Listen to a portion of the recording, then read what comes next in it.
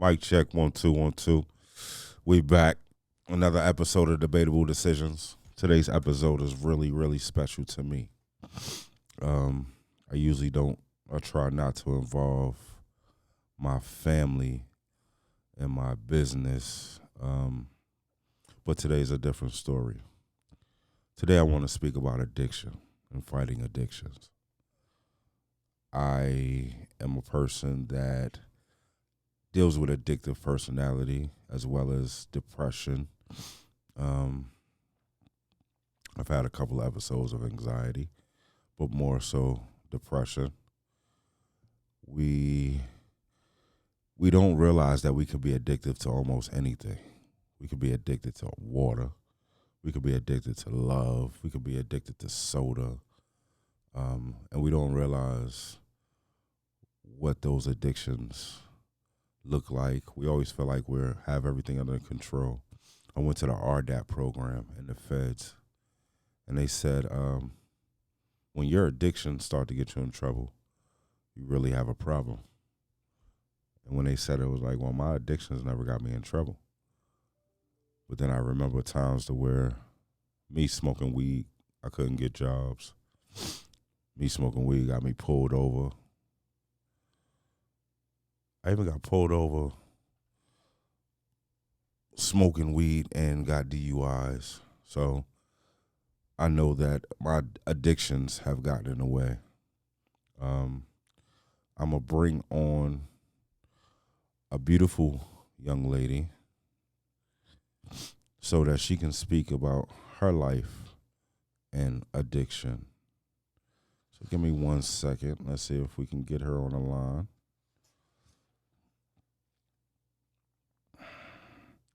And we take it from there. What's up, Conrad? How was your weekend? Shout out to music man Chris Franklin. They brought the whole Harrisburg out last Friday. The whole Harrisburg to Club XL to watch Funk Master Flex. I really enjoyed myself. Flex was trash, but the energy in the building was amazing. I'm looking forward to their next event. When's the next event? The 30th? March 30th. I'll be there. Good evening. Hello, young lady. Hold on. Don't know what's going on. Can Hold you hear on. me?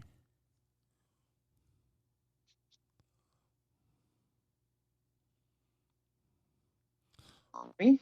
Can you hear me? Okay, yes, I can hear you. There you go. What's up with you, beautiful? Nothing much. How are you today, my dear? I can't complain. Welcome to Debatable Decisions Podcast. Well, thank you for having me on tonight. Yes. So, for those that don't know, this is my aunt, my birthday twin, Miss How about Stefany. that? Miss Stefany. Where we going? Back to scales, or we still doing the Kusar? Scales. School star Okay. has been gone long, That's what long I'm time talking ago. about. So this is Miss Stefany Scales. She's a mother, a sister, a God-fearing woman. Um, she's a jokester. Just like you are, my dear. She's a writer. Um, all around good person. Well, Auntie, Well, thank you, my dear. Yes, sir. I wanted to call you and we have a Uh-huh. good conversation. Before you came on the line, I spoke about my addictive behaviors from marijuana to even anger. I Mm-hmm. was addicted to anger when I was younger. I loved the feeling of being upset. It made me feel like the Incredible Hulk. Oh, that's interesting that you would say that because a lot of people don't understand that addictions run much deeper than drugs and Mm-hmm. sex. Mm-hmm. It's emotional. Mm-hmm. It's to be, and you know what's crazy? I learned a lot of it when I went to jail in the RDAP Amazing. program. Mm-hmm. But Mm. let's start in the 1920s when you were born. The roaring 20s. Yes, it would have me in that era. No, you were born in what, the 50s? Excuse me. Oh, man. Come on. You got to do better than that. Go to the 40s at least. Uh, The The 60s baby. 60s, my dear, the Right. 60s. So I'm in those triple 20 digits. Got you. Got you. So in the 60s, and you were born in New York or you were born in VA? I was born in New York. Okay. Hmm. Bedford Stuyvesant, Brooklyn. Yes, we were. Yep, at Kings County Hospital in Mm. 1962. 62, 62 makes 24. I Isn't got that you. amazing? Mm-hmm. So 124. Um, One 24. 124. Okay. Jefferson Avenue between Uh, Lewis and Stuyvesant. yep, 586 Jefferson Avenue. Okay. Hmm. What What an was era. what do you What a remember? time. What do you remember about those days? What do I remember the most about those days were the block parties that we used to have Mm. and how people really got together, stuck together, and how families were really very, very close knit, even in the city, even up north. You Okay. know, there's a difference between up north and the family life in the south, but even up north, there was very strong family ties up there.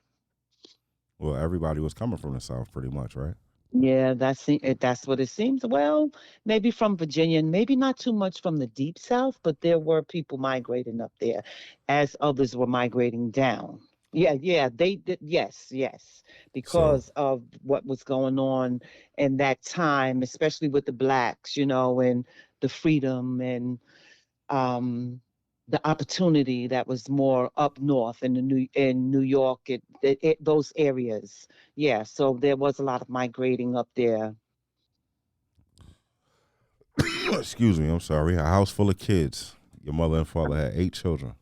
How about that? Yes, sir. 8 children.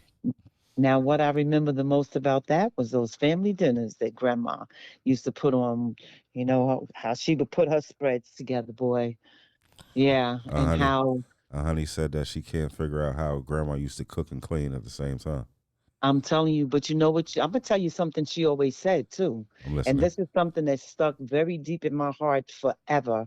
She said, "A good cook always clean as they go."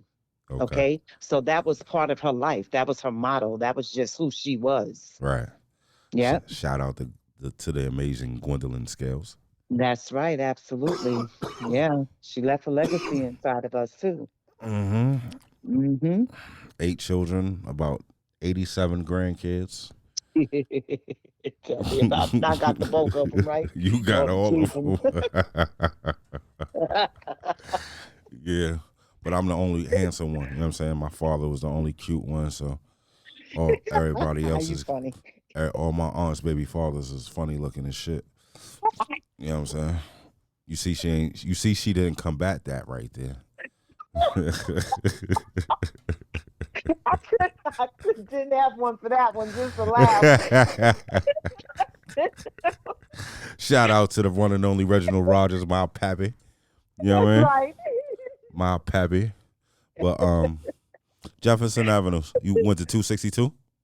260 PS 262. Yes, sir. Was Principal Mm. Ford there at the time? Excuse me. Was Principal Ford there at the time? To be honest, I think it was Ford who was there at the time. I don't Yeah, that remember, was my Corey. principal in first grade.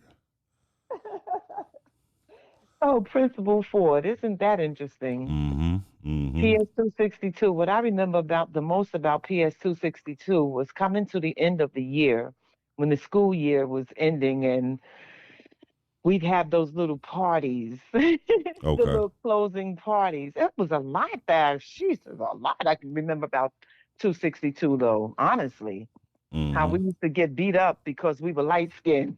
So Oh we were man. called whiteys, you know. We couldn't even identify with our own culture because we didn't know who we were, to be honest with you. And Right. then that black exploitation thing came along, and you really are like, okay, well, darn, I'm really light skinned, but I know I'm black, but what the heck is? This is interesting.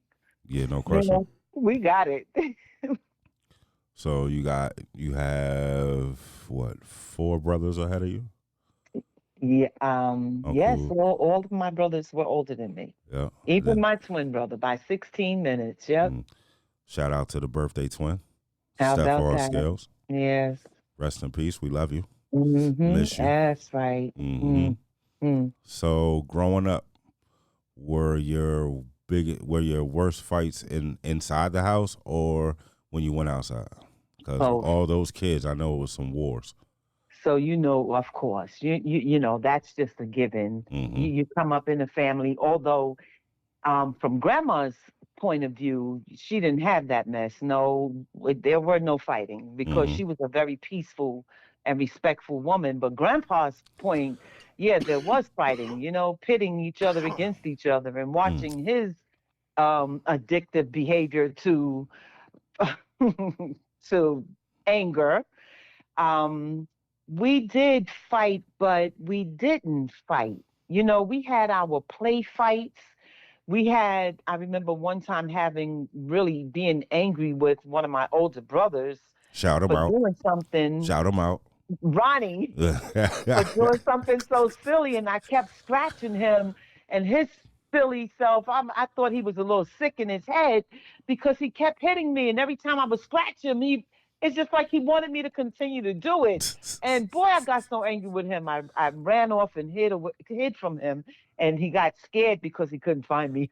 That was funny to me. I was right up under the bed all the time. Shout out to Ronnie Scales. About that. Yeah, But shout out. most of our fighting, there was bickering in the family, but there wasn't a lot of fighting amongst us. Mm-hmm. There was, um, I guess we can get into that later, but our biggest fights came from outside. Okay. That's, yeah. Yeah, we had a lot. There was a lot of family feuds as well, but then there were those families that we got along with very well, but we still fought with. But Right. there was a lot of fighting outside of the home. So when there was a problem outside, y'all formed like Voltron? Most definitely, especially me and Uncle Stefan. Oh my goodness gracious. Yeah, you couldn't, no, no, no. There was definitely wasn't going to be. I hear it often as as I don't even think that it was something that we really thought about or something that was taught to us that, hey, if one goes down, everybody's going down. Mm-hmm. I think it was just an instinctive thing that wait a minute, that's my brother, that's my sister. Mm-hmm. Uh, you're not going to touch them And because it's if you touch them, you're and it's touching us. 83 of us. So so you would just jump in a fight. No I remember question. your mom having a fight with somebody one time, and I went and hit the girl on the leg. Wow, I did something real big. On the leg, auntie, of all places. I gotta laugh at that one, boy.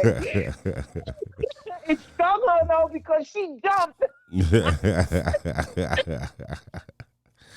Who are some of the families that you remember from Jefferson Avenue? Oh my goodness, Remember the the Eastmans, the Greens, Worrells? the War. Oh my gosh, the oh, right across the street, the Spencers, the Greens, Warrell, um, Eastman. Oh, geez, the Moores. Oh, Perry. What was their last name? I can't even think of their last name. And across. Oh my gosh, I can see their faces. I can call their names, but I can't even call their names right now.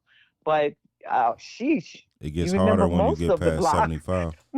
It's Lose your seen about. memory at I tell you 75. one thing: if Uncle Stefan was still alive, he can tell you he can All of spit them, them right? names off.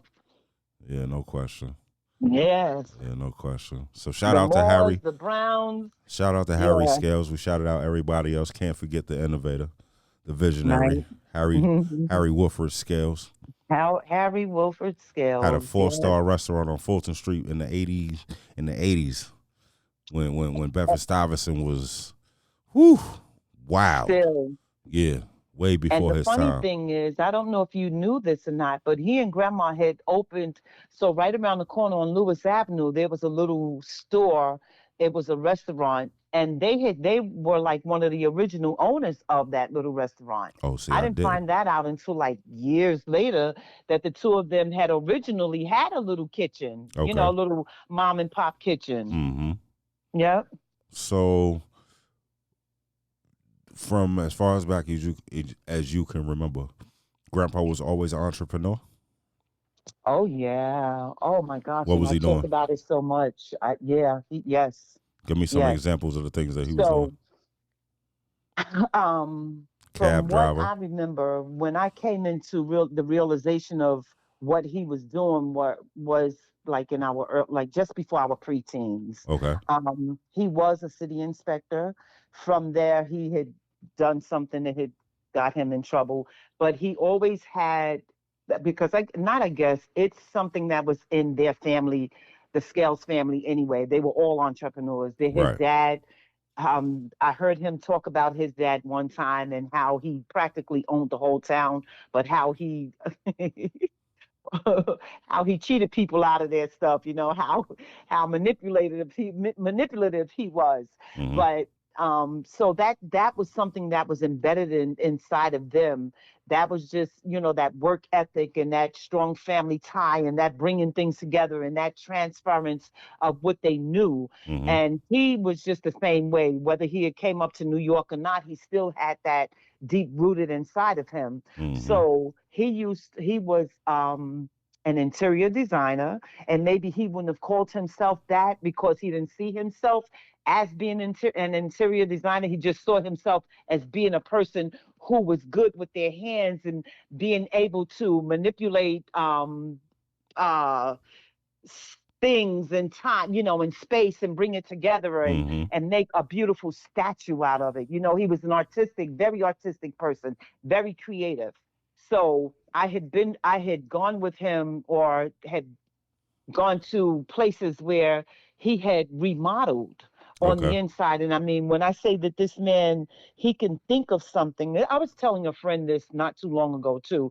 I said, my father would think of something, and whatever it was that he thought, he didn't express his ideas to us. He just did it. Mm-hmm. He would just put it together. It came from his head straight to his hands. It doesn't even seem like he had internalized it in his heart because it was already embedded there. So it would come from his head to his hands, and it would just manifest. And you look around and you see this beauty all around you. Mm-hmm. So it was never a thing for us to suffer or lack when it came down to that tangible beauty. You can touch it, you can feel it, you can sense it, you can smell it, you can see it because that's just who he was. Right. So and then from there he had um he was the first black man in New York, in Brooklyn, New York, to do that forced foam in the big buildings, the project buildings, and these these multi living dwellings. Mm-hmm. And he realized that these homes, well, the heat was going out because they lacked foam between the concrete and the sheetrock. So he started a foaming. I don't even know what the name of the company was, but he Installation. made, excuse me. Installation. There you go. Oh Mm-hmm. wow, there you go. But he made money. This man, my grandpa, I'm sure that he was probably a billionaire, maybe twice over, because just his just who he He once was told me. alone He was once told me. priceless. He once told me he never had a million, but he spent a million. Uh, he had right, yeah, That's what he because he said. spent, yeah. He said That he was one never thing had a about him. He million. could not keep money in his Yeah, pocket. but he spent a million. Burnt the Yeah. hole really So pretty quickly. so grandma, stay at home mother, Huh? taking care of all the rugrats, or was she No, she working was, too? grandma was both. She was a stay-at-home. She took care of the home very well. She instilled beauty inside of us as well. And That's my lady. yeah, grandma was very creative too, extremely creative. She worked hard with her hands. She knew how to sew. She could cook. She kept things clean, immaculate. That was just part of her. And I think sometimes when I think about grandma, and I'm not saying this in a disrespectful way, but I think about Kanye West song. I'm not saying that she's a gold digger, but she ain't messing with no broke nigga. Go Mm-hmm. ahead, girl. Mm-hmm. Go ahead, Mm-hmm. get down. Mm-hmm. Excuse me for bringing that, but grandma just, she was just like one of those original ladies, women Mm-hmm. who. knew in a sense what she wanted, but she didn't communicate that. She was so silent about things. That's the one thing that I wish that she had done That's the was cancer. really, That's the huh? cancer.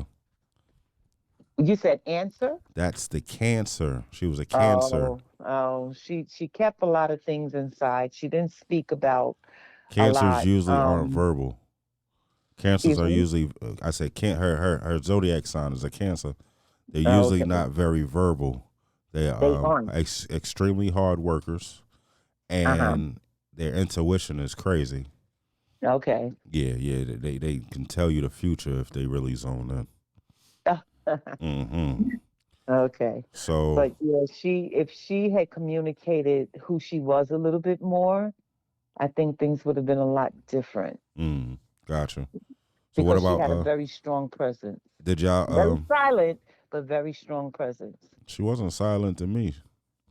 Of course, because she had grown into herself more. Yeah, she And popped me with the you she know, and she popped was me with the away from a spoon lot if of I got things my as well. elbows on the table. Mm. She'll pop me with the spoon if I got my elbows on the table. Grandma was a practical joker. Yeah, Like she would take the pen and stick me and and stick you giggle her and ass pinch off. you Oh my god! and laugh. She would be Pinch my take the pen, poke me in my ass with it and giggle. She so was just recently, a friend and he and I were together, and I said, I have to fart. Can I fart in front of you?" And he started laughing. He was like, "Oh, come on now. You know the ladies in the South or the deep South are ladies." I was like, "Are you serious?" So I rolled over and farted anyway, just to do it, right? And right. he thought that was so funny. So I said to him, I said, "Excuse me, but I needed to do that because my mother, we could be outside in the street and she's walking down the aisle and she'd be farting as she's walking and she'd turn around or she'd be laughing so hard. Uh-huh. She thought that that Uh-huh. was the funniest thing. She had that I couldn't silent laugh where her whole body would shake. Yeah, she's hilarious. Definitely. Mm. She was. So She was. father's an entrepreneur. Grandma's in the Mhm. house taking care of the babies for the most part. What is life like in school age? Because what I think y'all are about the oldest to the youngest, maybe about almost 20 years, 15 years, the age difference. Almost. Yeah, yes, because what, we're 63, 62. I'm sorry, excuse me, I'm 62. Yeah, about 15 to 17 years or something like that. Okay, Yeah, so yeah. what's it like going to school as far as you focus in school, you having fun in school? What? Well, You per se, I not for necessarily. me, Yeah, for you. oh, I was focused in school. I hated to get in trouble. I was very shy. Because I had the skin condition. It started when I was 7 years old. I would get it in my face. What, So I eczema? was very reserved and withdrawn from people, Okay. but very compassionate because there was a young lady, I remember in the fifth grade, her name was Amy. She had been burnt Mm. and her skin was very, very rough. I think we weren't even in the fifth grade. We were about in the fourth or third. Mm-hmm. And they used to line us up in size order. So she would be right behind me because she was just a little taller than I. But people used to make fun of her, and I didn't like that one bit at all. So I touched her hand one day. You know, people that they didn't want, the kids didn't want her to touch them, anything. And Mm-hmm. I remember having a connection with her, a bond with her at that time, at that moment. But I was very reserved because I didn't like trouble. I went to school so that I can learn something. That embankment process. I wish. Um, well, in the fifth grade, Mr. Berman and Mr. Costa, the fourth and fifth grade, Mm-hmm.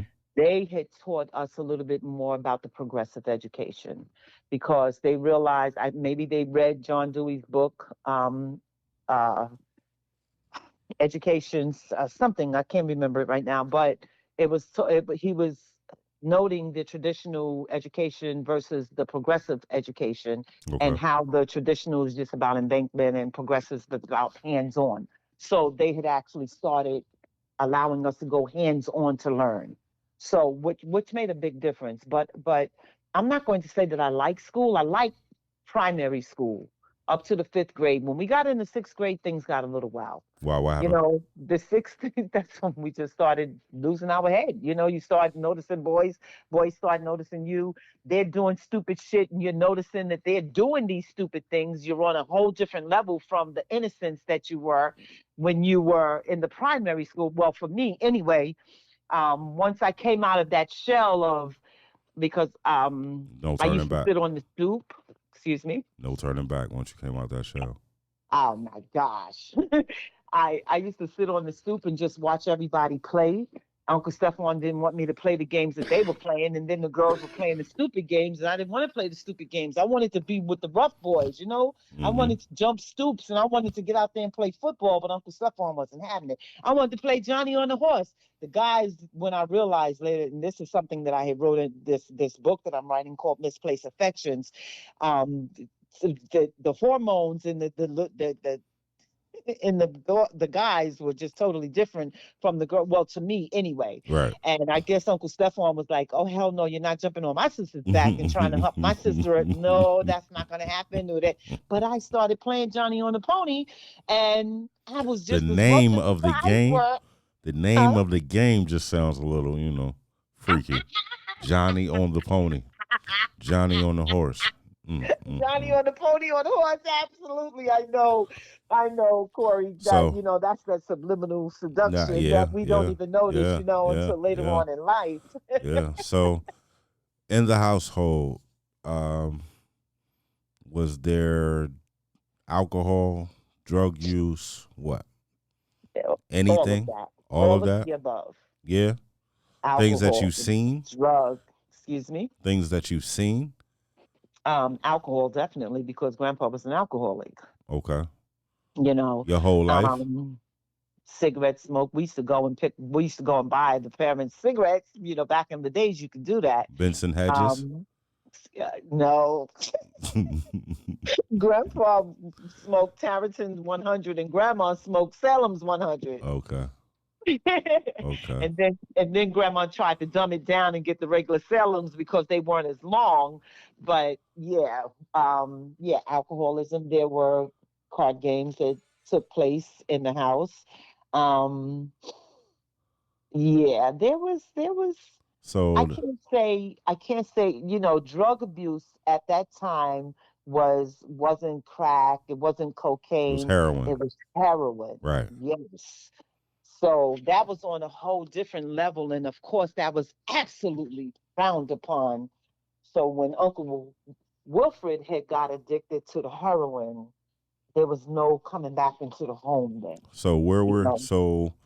what age was that and what were you doing when you first realized what he was into?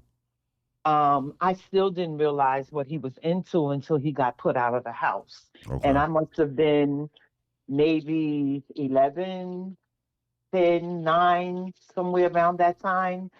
Um, because unfortunately, everything was like a hush hush things. The Right. younger ones didn't know anything. If there was a movie on back in the days, things have changed tremendously. There is absolutely nothing that's sacred anymore.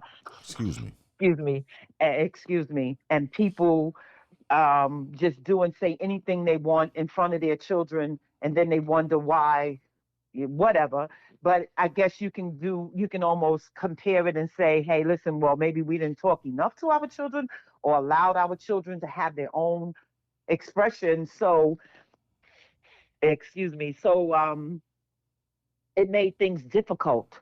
But um, I remember this movie came out about a heroin addict, Mm. and he had overdosed. God knows, I wish I can remember the name of this movie. I can visualize it in my head. Um, and he overdosed, and then his parents were angry um, that he was an addict. Mm. So as I got older and I related that to Uncle Wilfred, then it was really, really, really frowned upon. The heroin thing it was just like the crack epidemic. Once it came out, it was just for mass destruction. Right. It was to destroy. It was to annihilate. you know, until, like they say, nothing is never really spoken about until the whites get a hold of it and they get affected by it, Right. you know. But the blacks, on a mass scale, in Harlem, it wiped Harlem out practically. It had taken all the beauty of who the blacks were, you know. And we go back in history, and it's coming up more and more now about how, like, the Wall Street thing, and in so many different states. Like here in Jacksonville, where I'm at, I went to something the other day, at the Ritz Museum, and they had given the history of Jacksonville and this part, the segregation, but how the blacks and how they segregated them. One side of the highway was for the less fortunate ones. The other side was for those who were the upscale blacks, you know. Mm-hmm. But how the whites had came along and always drew a wedge in between The two. what, yeah, and what people, what they didn't want the blacks to do. You know, Gotcha. they made sure if they didn't. Somebody told me this years ago, if they don't use force, they use trickery. Mm-hmm. So they forced their way in and they destroyed things, and that's what happened in Harlem. They bombarded Harlem with the heroin, you know, and it just destroyed things. But it trickled down into the other neighborhoods, like Reed Avenue, even growing up on Jefferson and Bed-Stuy.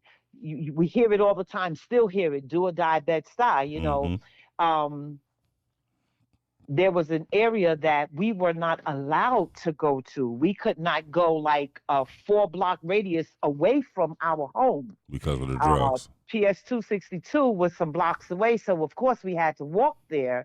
And the annex for Stephen Decatur Junior High School, God knows, was like 2 miles away, and we used to have to walk that. Mm. But you know, it was something that was needful to do, and we had a mission, was to get to school and to get home, and there was no deviating in between. You did that, you Right. know, and you literally did that. But yeah, I that's got. drug addiction. When So Uncle Wilfred got, when he got put out and he was no longer around, and then he came to the house one night, and I was told I better not open that door. And when I looked at him, my heart sank. I right. thought, I just, I mean, my heart was just torn apart because he wanted to come in the house so bad, but I was too scared. I'm not going to defy what my parents, you know, I'm not definitely aren't I'm not going to go against what they said, you know, but my heart was going out so much to my brother that I'm like, I can't, how do I do this? How Right. do I have to be obedient to my parents, to my So father, to my so dad, you know, the man so you see who, you see you your know, father so, struggling with alcoholism. Then you realize your older brother is addicted to heroin. You might not have known what it was at the time, or maybe you did, but just that addictive behaviors. You see that. mm-hmm. So I remember hearing stories. You were a dancer. Oh yeah. Well, I had started off at the Dance Theater of Harlem. Okay. I was studying there. How old were you? 14. 14. Mm-hmm. All right. So you're still trying to do positive things. You're still Mm-hmm. trying to, be a kid and live out your dreams. Where did things go to the left for you? And Ooh. hold on. Before you even go there, Mm-hmm. after seeing your brother and the way you explained it, he didn't look good. After seeing Pop Dukes coming in the house drunk, flipping the house upside down, did at that time did you say I would never go down that road? Or Not one bit at all, Corey. That was never even a pinch of a thought. right, I can't. I would love to say that was an absolute thought for me, but I can't even say that because my innocence was so deeply embedded inside of me. You know, when you implant seeds in people, you don't understand how it really takes root, you right. know. And as you get You older, can't you have to control what's break gonna that happen with curse. right. I got you. There's no way in the So, world you can control what somebody else is going to do with something. right, Right. right. Whether it's And a thought, a so, feeling. because we were always, what was embanked inside of us was, you're a kid. A kid should be seen and not heard. Right. So I lived under that golden rule that I should be seen and not heard. I should be seen and not heard, So, which planted a very negative seed of silence inside of me, that I didn't even have a voice of my own. And this is something that I talk about in my book as well, that I didn't have a voice of my own to even make a decision to say, that's absolutely wrong. So I'm definitely not going to do that. I didn't even know how to express a thought like that. I didn't even know how to entertain or to embrace or even to think that there is a thought that I can think like that, because it was never even spoke about that this was wrong. right. It just happened. It was one of those covered up things, you know, in the families, you hold on to. There is, and as she's, as life would have it, as we go along, Mm-hmm. so much starts coming out, even in the richest of families. The hidden things, the golden lies and golden truths, that's lies and all that stuff. It just starts coming out after a while. You can't hide it anymore. So, So in my head and in my heart, I never even thought about the fact that that's not something that that's something that I don't want to do. My In my heart, it was always, oh, I have to have compassion on people who are and hurting. that's and the, hold on, because that's where I was going. So, knowing you and kind of knowing more of your story than the listeners, I would think that your first addiction was love. My was ye Love. I could be wrong. lust. Listen, lust, Lust. Okay. lust. Lust. Yeah. Okay. And So, that's what misplaced affections is about. you got, for those that don't know, you got married at what age? I was 16 when I got married. Okay. Was Had my that first child at 17, so? At 16 years old, getting married, you feel like you're doing the right thing because they say you shouldn't be with somebody unless you're married. Um, especially back in those days, yeah, shotgun weddings. yeah. Um, and the funny thing is, hearing about Grandpa in the later years, he married all the women that he was End kind of up dealing with, divorcing, right? right? Absolutely. How Yeah, about that? he So was you talking definitely about misplaced affections? right, Okay. right, right. So, Mm-hmm. 16, you get married. Where Mm-hmm. did that idea come from? Where did that from that old traditional lie? But If you get why? pregnant, So, you okay, have to marry the person that you get pregnant you by. were pregnant. I was, Okay, because I had Talib at 17. okay. Mm-hmm. A month after your No, not a 17, month. No. Yeah, yeah, a a month month. Yeah, after your true. Right, 16th, right, 17th right. birthday. Yeah, Okay. yeah, yep, yep. So in this relationship now this is, I guess, your first feeling of true adulthood because now you have a husband, you have a child. What's going on at that point? Like, what do you have dreams? Or are you saying I'm still want to be a dancer? Are you saying life is over? I'm just going to be a mother? Like, what did you not see the future? You know what I'm saying? Did you not think about it? What's going on at that point in your life? So I was a dumb, silly girl. Okay. All right. I did not know anything. I knew what I was taught. I knew what I saw. I didn't see a lot of positivity around me. So I didn't have an example of what I should be doing. I Okay. didn't hear, I didn't, first of all, I didn't have my hierarchy of needs met. All right. There was no security. Right. There was no love. There was no connection. There was no nothing. There was just existence. And when you exist in life, you have to make your way and you have to learn how to survive to make things work for you. And that's just where I was at. Okay. I'm married. I have this child. I'm going to school. I needed to survive and make things work. I needed to make it make sense in my head. I didn't even, not even the fact that I was married and have a child, the fact I'm married and have a child. So I needed to make it make sense of how do I take care of this, and how do I take care of my child without losing my head or killing the man that I was with, So because there were that's almost problems. where the point it got to. There were problems in the beginning of this marriage. Yeah, yeah, yeah. Before the marriage, there were problems. Just before we got married, yeah, Like it's what? true. I didn't know he was, Infidelity, excuse abuse. me, What? Infidelity. infidelity, abuse, control. How old was He he? was a narcissist. He was a narcissist. How? Greg was 4 years older than me. So that's 20 and 16. Shots fired. Uh, Shots fired. 19 and 16, and then yeah, yeah, Okay. yeah, yep. Go Okay. ahead, So as you said. so 19. So that's a major. That's a mean 3 years. 30 and Yeah, it 33, is. 30, 34. That's not much of a difference. But a 16-year-old and a 19-year-old, a 16-year-old young lady and a Hmm. 19-year-old man, that's a major difference. And a Especially man who's been around. right. Okay. So knowing you, I can kind of give a little more detail. You kind of sheltered.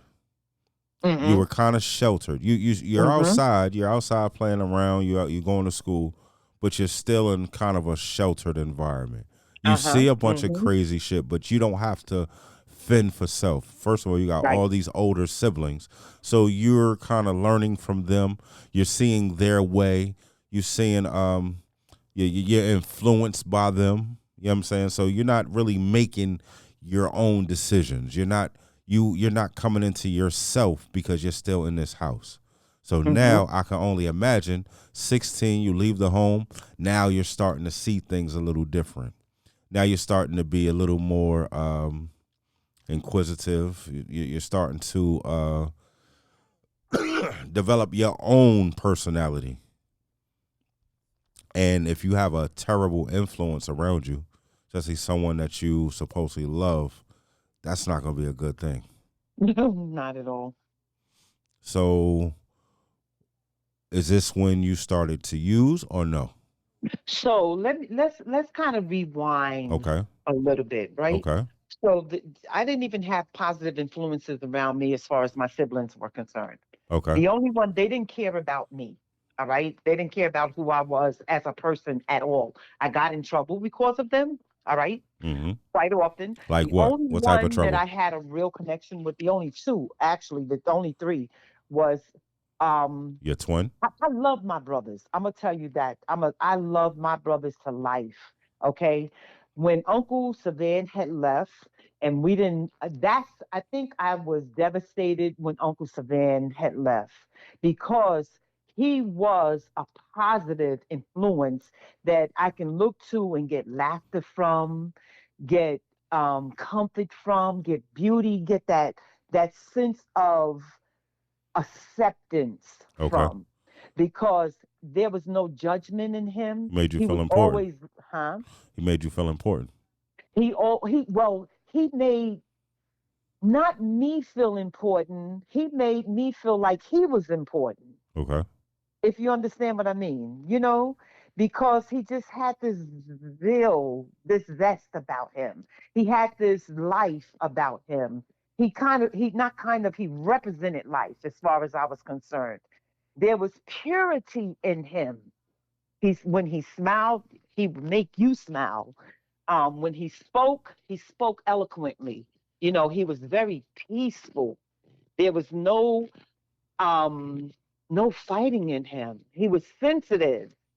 And I've always, well, I guess that's why I am the way I am today. And this is, something that the Lord has put inside of me, that sensitivity towards other people, that um, compassion for people, that empathy for people. And that's what Uncle Savan represented to me. Very empathetic, sympathetic, loving, compassionate, and creative. And he was funny. He had a personality that was just pure.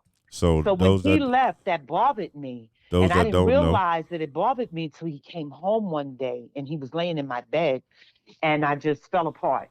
right? Happy to see You him. know, For those that don't know, Savan is her oldest brother, the yeah. firstborn of the Brady Bunch of the Rugrats. the scales rugrats. Get it. Mhm. Um, So, so um, so that was yeah. your example of a man, like that's who. No, that was No, my example of the beauty of life. okay. You know, just the peace that I would have loved to have, period. Do you think? But Do you think you that, might have been looking for that in your first husband, in your husband? um, Some of those things that you were missing with Uncle Savan being gone. so look at this. So after he was gone and he had been away for so long, life just went on. You know what I mean?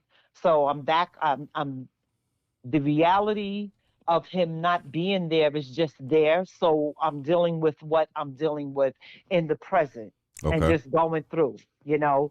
So it was no longer, I never longed to have someone like him as a mate. I didn't never even thought about that because the the the strongest influence in my life was my dad, Okay. was that bad boy type, you Okay. know, Okay. was that I don't give a F about life, the womanizer, all the negatives is what I embedded. I remember grandma saying to me one time, and it hurt my feelings. She was like, "You're just like your father." And I'm like, "Oh, hell no, I'm not." Because mom, I'm a very loving, kind, peaceful person. I don't step on people. I don't kick people. I don't hate on people. I don't manipulate people. I don't do those things. What are you talking about? That was hurtful to me. Hmm. Very, very hurtful. But those are the type of men that I had chose because that's You who I could related you could have chose a life handsome to. dude at least. Shit.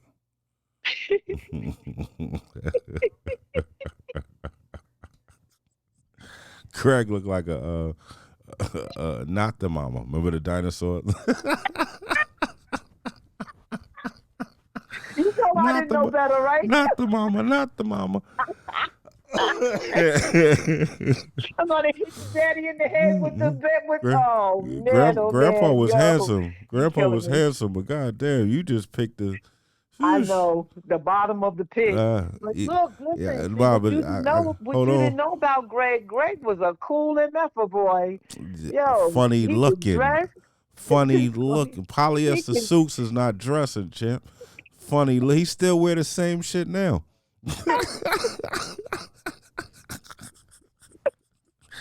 He still wear the same shit now. I remember we Oh, was you're driving the. killing me. I remember when I You're was killing young. me. I'm sitting You on his are lap in the freaking front killing me. seat. I'm Oh sitting on the. Lord, you're killing me. Listen, This is too funny. we on our way to Virginia to one of the family reunions, and the nigga smoking a cigarette out the window, and he dropped the goddamn ash, and it burnt me on my leg, man. Man, listen, I'll never forget that. But so addicted to lust. So I'm gonna Yeah, say the first marriage. Well, your marriage wasn't based around love; it was lust. right. It was So love. I'm guessing you got pregnant.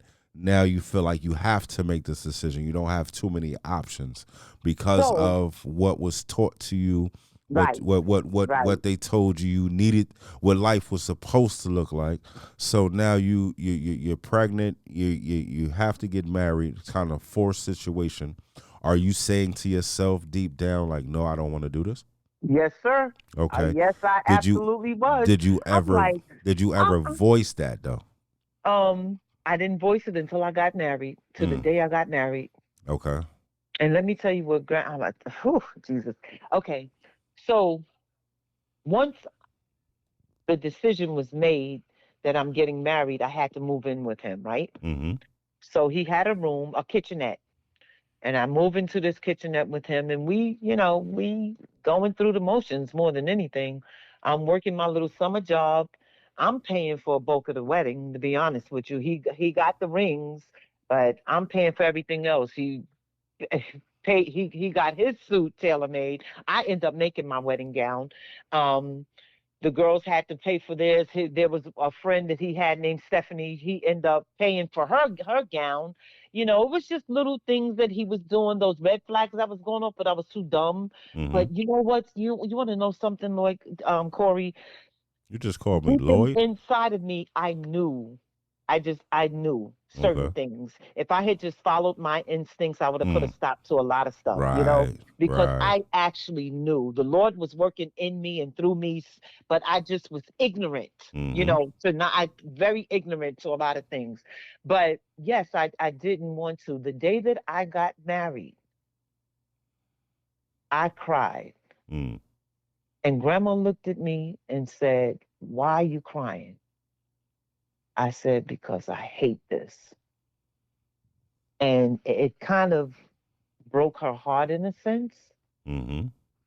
But I walked out, I turned around and walked out of that church so fast.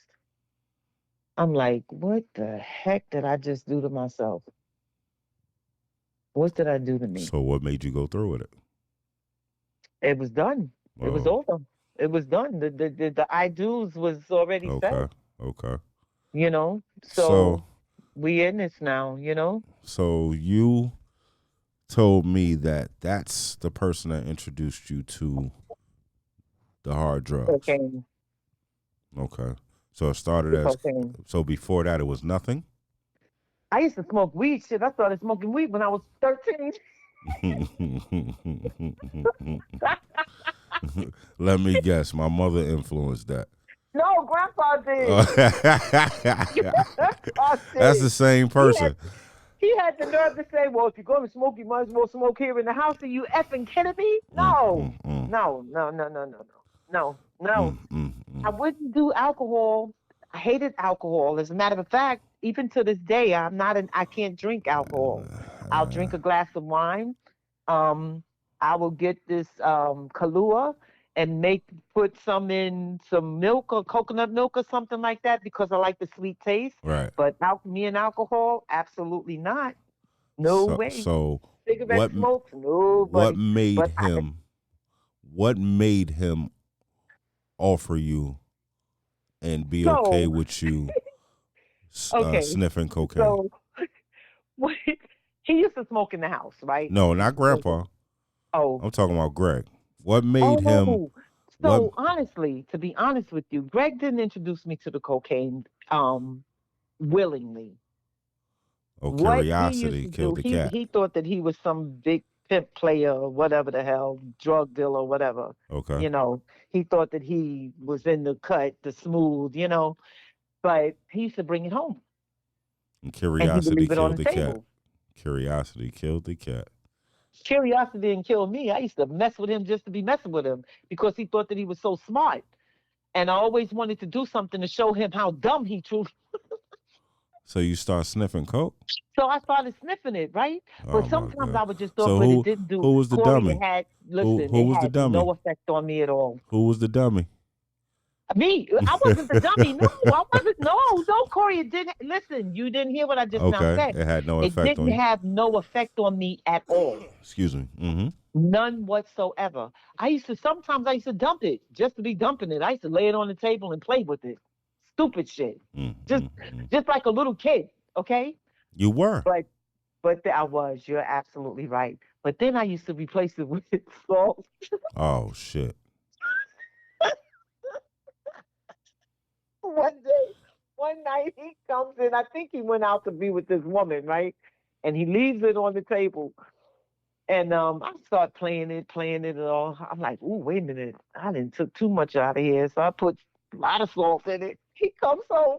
He's like, did you mess with that stuff that I had left on the table? I was like, what stuff? I had left that cellophane bag. I'm like, I don't know what you talking about. Mm-mm-mm. Inside, I'm His cracking nose is up. But burning. no, it wasn't him. I can't. I have to retract what I said. It wasn't him who introduced me to the cocaine. It Okay. wasn't. I had started smoking weed when I was 13. Um, as time had went, and he and I were married, and he's out there thinking that he's a big boy. He was getting involved with people. who were way deeper in it than he was. Mm-hmm. So I had met one of them, and he's the one who actually really went there with me with it. Because I think he thought that because my ex husband was Mm-hmm. purchasing from him, then I must be in it too. Okay. You know? And he's watching Greg do the things that he was doing, so he wanted to get next to me. Back door. Right. And yeah. And but it still that it didn't phase me. It had no effect on me whatsoever, Corey. All right. So. None, right? Mm-hmm. After I wasn't I wasn't a coke head. I always smoked weed. Weed was my thing.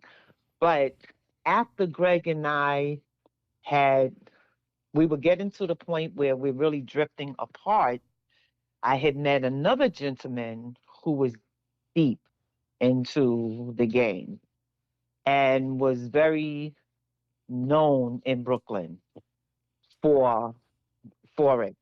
And that's when I started dipping and dabbing. He didn't like for me to do drugs at all. He didn't like it at all. Whenever I would go to his club, he would give it to me, but he wouldn't. No, Do you want to say that name or no? He ain't feeding it to me. He Do would give me money and tell me to go home. Do you want to Stuff speak like, on it? Do you want to huh? reveal the name or you don't? Say that again. Do you want to Nah, speak I'm his not name gonna though? get into Okay. names. No problem. Yeah, yeah. But um, yeah, he didn't want me doing. So like I said, he would give me money, tell me to go home, something like that. Or if he gave me something, he didn't, And I guess I was still on that good girl side, Of that his, innocence was still there. but no, Uh, you. If he really knew you was just rebellious as shit. no, he was rebellious too. He and I had a great relationship, though. I really appreciated him. I wasn't, Corey, I was not that person. You know what I'm saying? I Mm-hmm. wasn't that the ghetto person, the street girl. I wasn't none of that. Right. I had to learn all the lessons I learned the hard way. I had to be in them to crawl out of them. Right. To yeah, dig my nails in the sand and the dirt and the mountains and get out of them. But that's why I always say, it's by the grace of God that I'm still alive today. It's by the grace of God that I have survived everything that I have survived. If it wasn't for the Lord on my side, I don't know where I would be. I would be half crazy, honestly.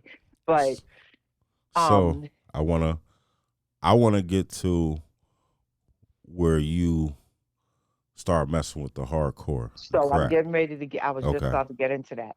So I had a friend. I liked her a lot because when I was homeless and pregnant with one of my children, she would let me come and stay in her house, although her boyfriend didn't want me to be there. Mm. Her boyfriend wanted to have threesomes and all that bullshit, and I wasn't with it. Get the hell out of here. I look, you're ugly, funny looking. You thought Greg That's looks. right up your alley, then. No, no, no, no, no. No, no, no, no, no, no. You didn't know. You knew Every for one me. of your baby daddies is funny looking. That's total face face down, way under the mud, boy. Ugh, ugh, ugh. I know I'm gonna But get a phone call when I put this out from Talib and Talia and a couple of them gonna call. What you talking about my phone? I always say it though. Y'all got some funny ass looking baby. I stop mean it. fathers. Stop. Stop. All y'all fathers is It funny looking, stop. especially Stop. especially Quans.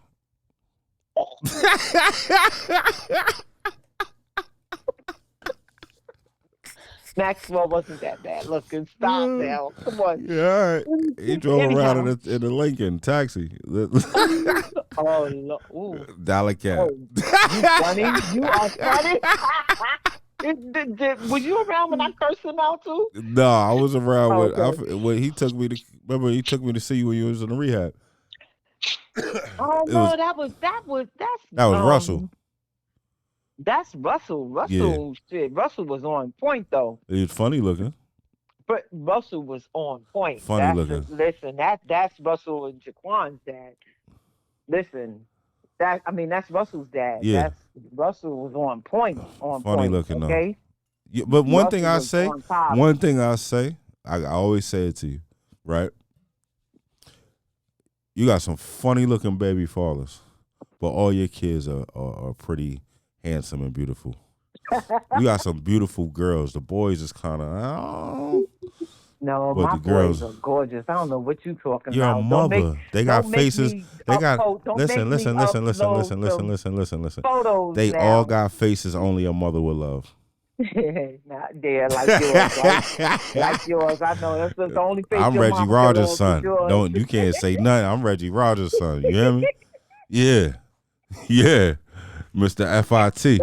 And those babies are mine too. Okay, so I know all of mine are gorgeous. Every time people look at pictures, they're Listen, like, "Damn, you got a gorgeous family." that's just a And and compliment. and It's I a have to gorgeous have family. Like you put them together, y'all look good together, but nigga, individually, please.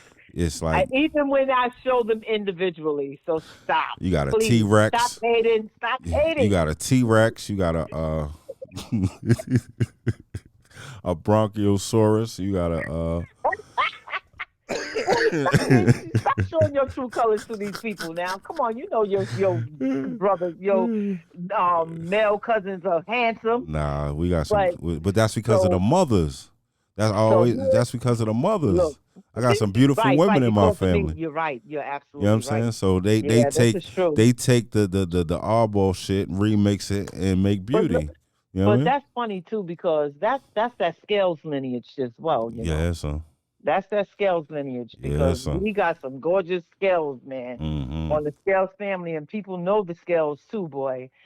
But But anyhow, mm, so getting all right. I remember being at the club one time, you remember and what? Say that again. this, huh? You should say that again. You remember what?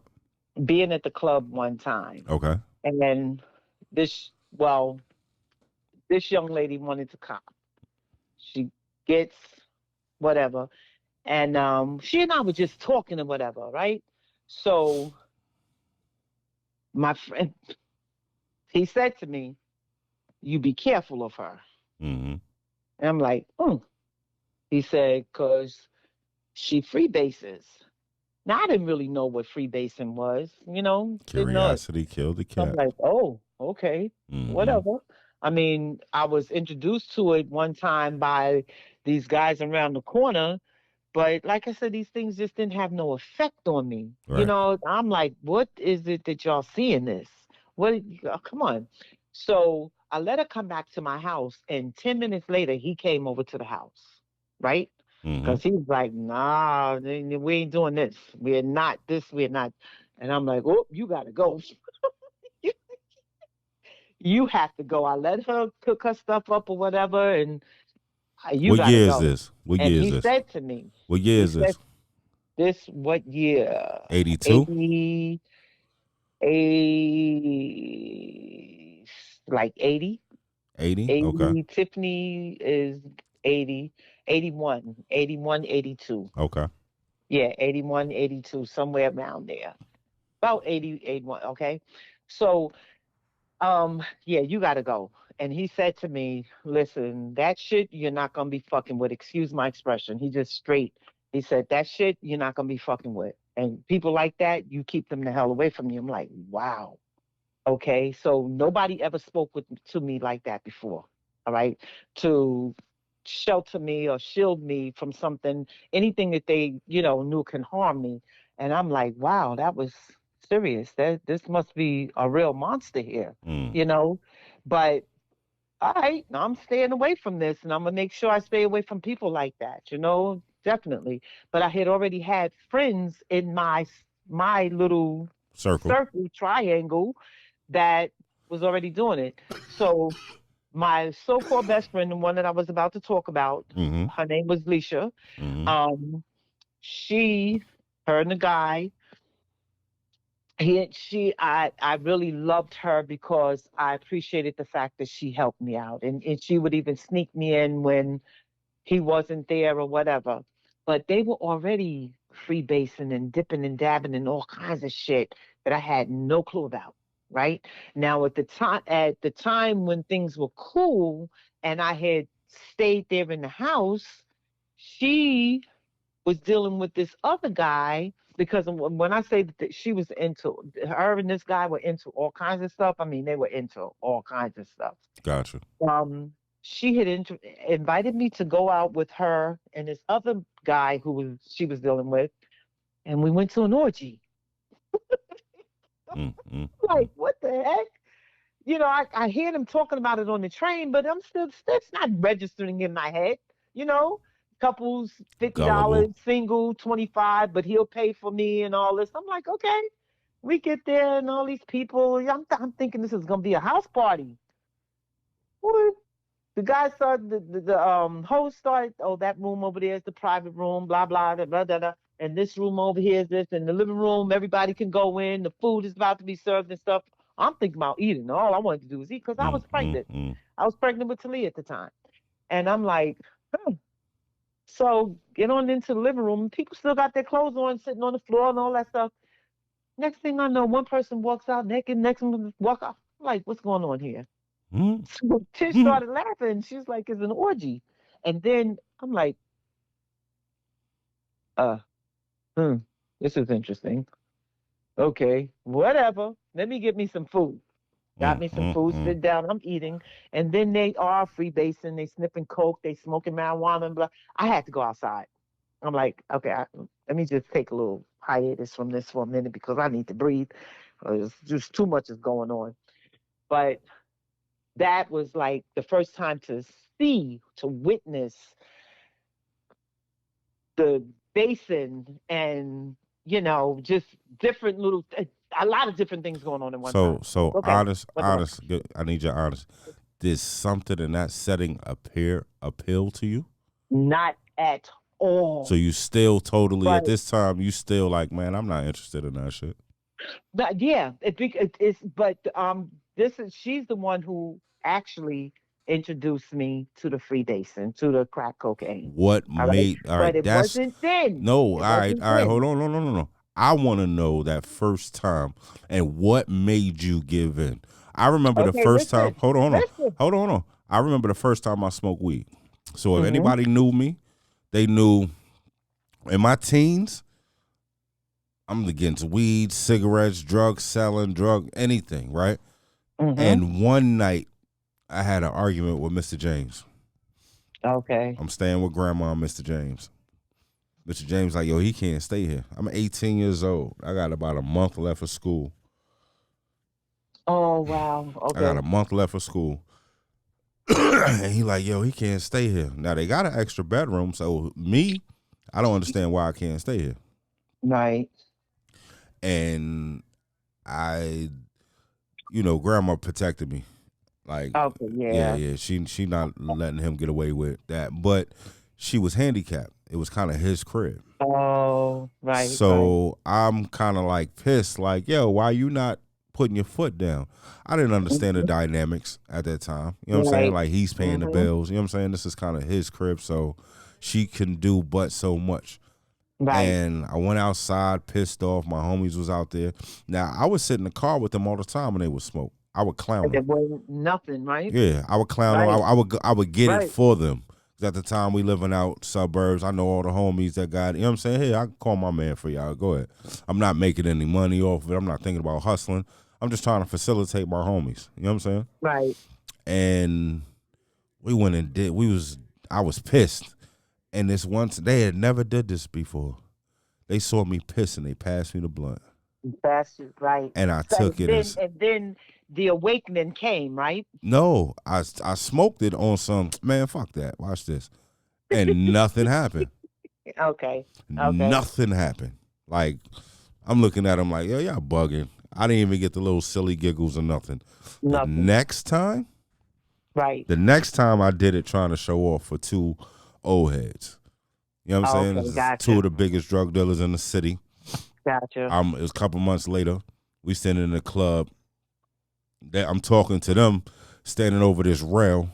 So this is like the first time I had a moment. Excuse me. A piece. Hmm? A a piece. No, a moment Okay. of a look. I'm standing next to the two drug dealers, hottest club in the city, biggest drug dealers, hottest club in the city, and you can see people looking up. You know what I'm saying? Okay. Okay. So it was that Okay. type of moment. Uh-huh. And one handed me the blunt. I smoked it, and then they just walked away. So I got this little half a blunt, and I'm smoking. I go home, and I'm laying in the bed. It's about 3:00 in the morning. No, it's about 5:00 in the morning. The sun is rising, and I'm going, oh shit, I'm high. But I just kept saying it like, oh shit, I'm high. And it's been on ever since. But I'm Okay. sorry, keep going. So Uh-huh. let me. I'm gonna go. I'm gonna reel back a little bit too. So Uncle Stephon. Okay. Uncle Stephon was into shit too. Uncle Wilfred, Uncle Ronnie, Uncle Stephon, all of them. Right. Your mom, I don't know about Aunt Tony. I can't even say. But he and I used to go roller skating like every other Friday night. Empire. At Empire, yep. And this one night, he's gonna say to me, "Have you ever had purple haze?" I'm like, Stephon, no. He said, "You never had any mescaline or something?" I said, "No." Little purple pill. He's like, "Well, take this and we gonna roller skate." And I took it. I was fired up.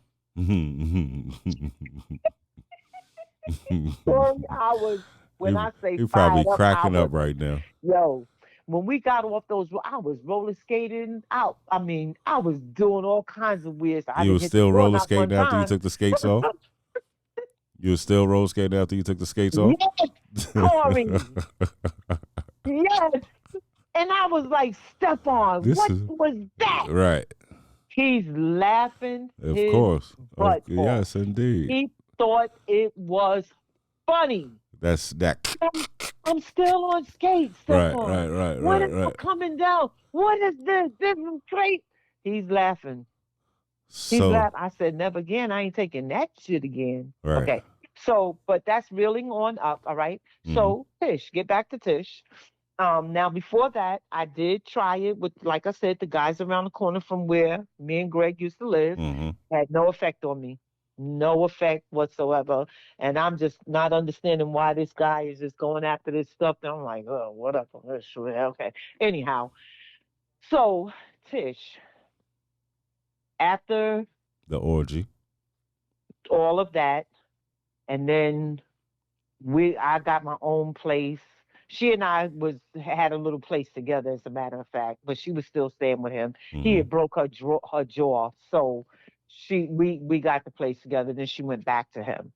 So she had a friend named Tony. Tony was homeless. He was living out of his van. He and I were close. Tony was so cool. Oh my gosh. I had smoked with him one time, and I'm still not understanding why he's like, I got it, gotta get this, gotta get it, gotta get it. Now we spending up my money and his because he's still chasing his high, but I'm just like, this thing still ain't really. I don't even know what's going on, Right. honestly. I get past that. One day he comes to the house. He wants to smoke. I'm not smoking. Uncle Ronnie's smoking. I'm like, because I don't even know. Still don't know what's going on. Honestly, no effect, no effect, Corey. Moved from out of that place, and I was living with Tisha's parents, and we sniffing coke. We sniffing all damn near all night. It seemed like. So her boyfriend, Tish boyfriend, I give him like a $1.25 or something. He goes get some coke, comes back, and they cooked it up, and they had the pipe and everything. And I took a hit, and damn, it was on. Mm. I'm like, what the shit was that? Was this some new breed stuff? And from that was back in 85. From that, I was hooked. So Uncle Savan died in 86. 86. Mm-hmm. Yep. Okay. So you had just had little Stefany Yep. Right, Well, right. yep. 2 days And I before he went through the died. drug addiction with Stefany. That's I was pregnant and I'm still doing coke. I'm still not as much though, but I was still there. And I'm drinking alcohol to bring the high down. So coke or crack? Crack on, crack, Crack. crack. Yep. So I remember the funeral. Right. I remember the funeral. I remember because you brought Stephanie to the funeral. Right. Yep. Right. Just had Just her. had her Yep. like 3 days before. Yep. Yep. January 2nd. He Yeah. died January 5th. Yeah. He died. Uh, January 5th. he died at like 12:30 on the 5th, like beginning of that day. So our birthday is a half an Right. Before. hour Yep. before. Yep. Um, it's funny. I remember seeing him one time. They wouldn't let me see him. For those Okay. that don't know, my uncle died of AIDS back in Right. 85, 86. So I Right. remember the night he went to the hospital. And the last Oh, time I really wow. saw him, my grandma had took me to the farm show to see the monster truck joints. Oh, okay. So I'm excited as shit. Came home. Right. Right. He had a crazy fever, and Mm-hmm. before then all they would say was you can't drink in the same glasses as him. That's him. Yeah, Right. but Mm. we would still deal with each other. That's uncle. Right. And I remember my mother took me to the hospital, and he looked like a newborn baby. Wow. Skinny, couldn't talk, curled up, just like a newborn baby. Wow. Yeah, and that I'll never forget that sight. Mm. Excuse me. So that was my fourth grade year, Mm-hmm. right? So I had no idea what you was going through. I seen you with this newborn baby. I'm Mm-hmm. excited to see you, of course. Jamelis is 5, 6 years old. Mm-hmm. Right. Right. Camilo, I don't think was here yet. He was. He was, he was a baby. Mm-hmm. Okay, Yep. He was a baby. Yep. so that's my fourth grade year. I finished fourth grade, and my mother is in New York. Mm. I'm here with grandma and honey. My mother's in New York, and I'm not understand. I'm like, yo, I'm like, you need to come home, or I need to Right. come up there. Right. And I don't Right. know because we used to move every year, Right. Yeah. every year. Yeah. Um, so I don't know what had happened, but I ended up in New York my fifth grade Okay. because I was planning on going to Steel School. I was excited. I was going to Hamilton, but I lived on Division Street, so Steel School should have been my school. So Mm-hmm. now this next coming year, I get to go to school with my friends. All my friends go to Steel School. Right. Okay. Okay. Somehow I don't remember exactly what happened, but I'm coming to New York. Mm-hmm. I remember when I got to New York, I didn't know what was going on. No. Hold on. Yeah, when I got to New York, we're moving to Stephanie's house. Right. And it was Right. In promised Harlem. that Talib was going to be there. Remember, Talib was supposed to Yes. be there. Yep. Yep. He came, and then something happened, and then he went back Yep. to his And pops. then he was gone. Yeah. Yeah. So I'm like, we going to Harlem. All right, cool. And that's you don't realize it when you're young, Mm-hmm. but Mm-hmm. that's the first time I'm like, hold on, this is different.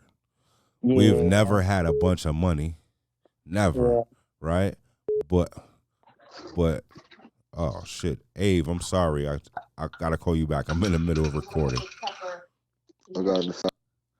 I gotta get her back on the phone, y'all. I apologize. I hung up on her and answered another call. So hopefully she's waiting. Yeah. Corey. Yes, I apologize. That's okay. So P.S. Adam Clayton Powell Boulevard, the last stop on the 3 train. The school was right over top of the train station. The Mm-hmm. playground. I'm not. PS 200 was the one that was on 55th. I went to that later on that year, but Okay. I forget the name of the school. But it was different. So if anybody has seen New Jack City, I Right, lived right. I lived that at that time. Hmm. I didn't know what was going on, but I lived that at that time.